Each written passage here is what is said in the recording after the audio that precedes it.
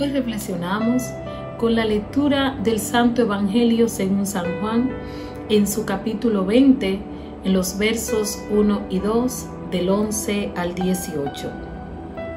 El primer día de la semana, María la Magdalena fue al sepulcro al amanecer, cuando aún estaba oscuro.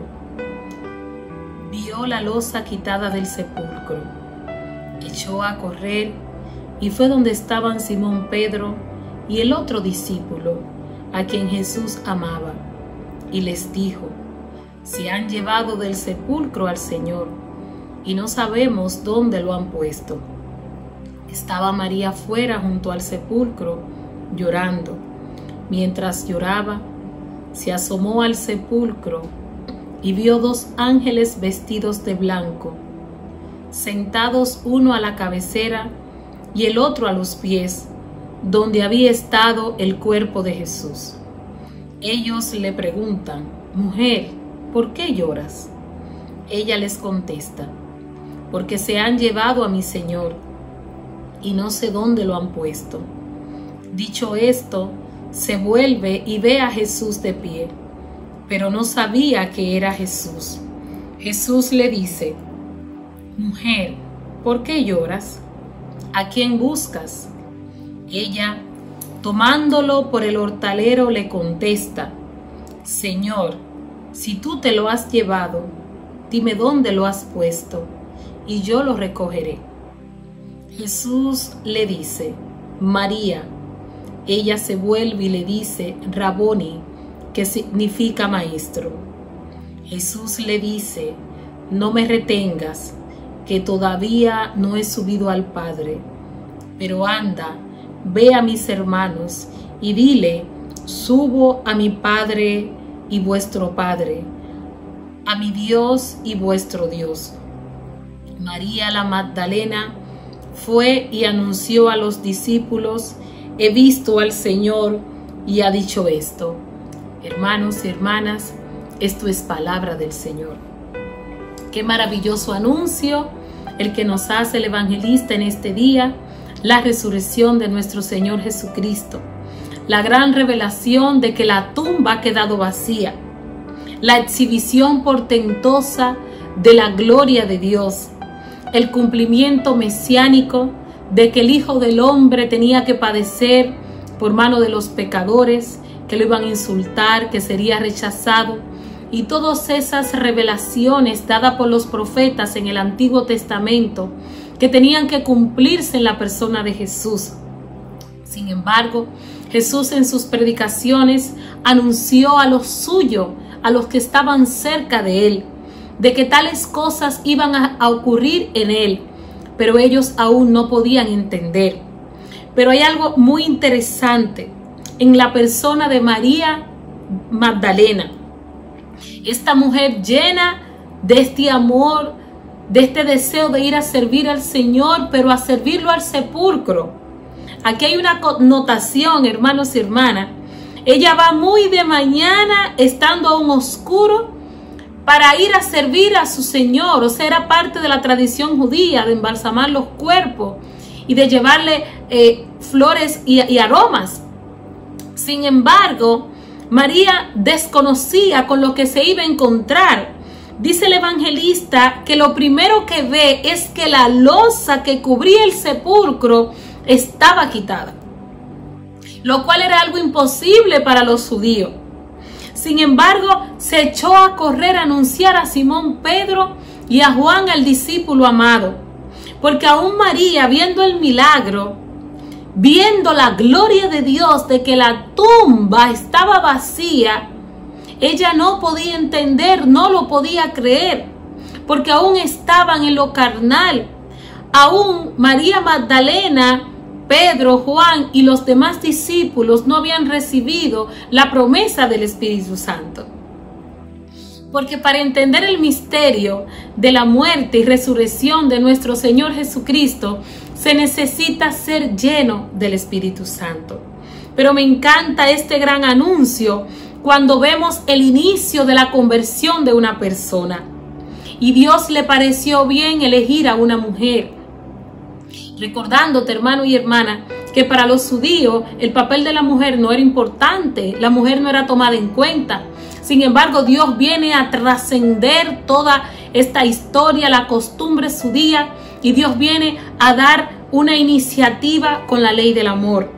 Y esta ley del amor implica donde todos y todas somos diferentes, somos tomados en cuenta. Porque María va al sepulcro porque está agradecida por las maravillas que Jesús había hecho en su vida. Estaba llena de gratitud de la persona de Cristo, porque fue el único que la acogió, la miró tal cual ella era, una mujer rechazada, repudiada por todo su historial de pasado.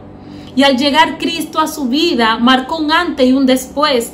Y cuando nosotros tenemos ese encuentro con Jesús y Él marca un antes y un después en nuestras vidas, esto nadie te lo puede arrebatar, hermano y hermana. Y tu vida nunca más vuelve a ser la misma.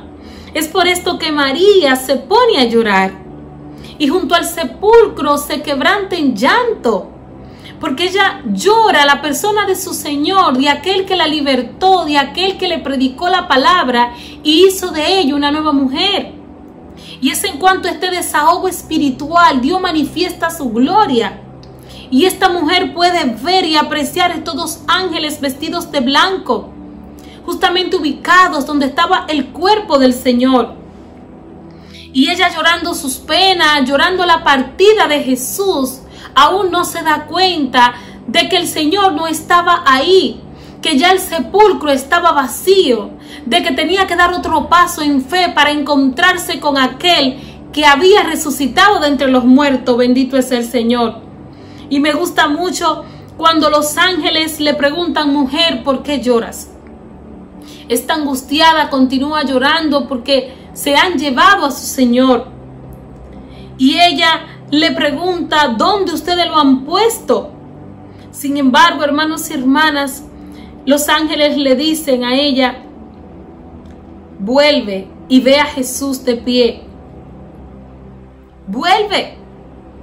Pero para volverse y ver a Jesús de pie, ella tiene que encontrarse con aquel que le dio nueva vida. El volverse a Dios, hermanos y hermanas, es parte del inicio del querigma, del anuncio del Señor. Volveos a mí, dice el Señor Dios Todopoderoso.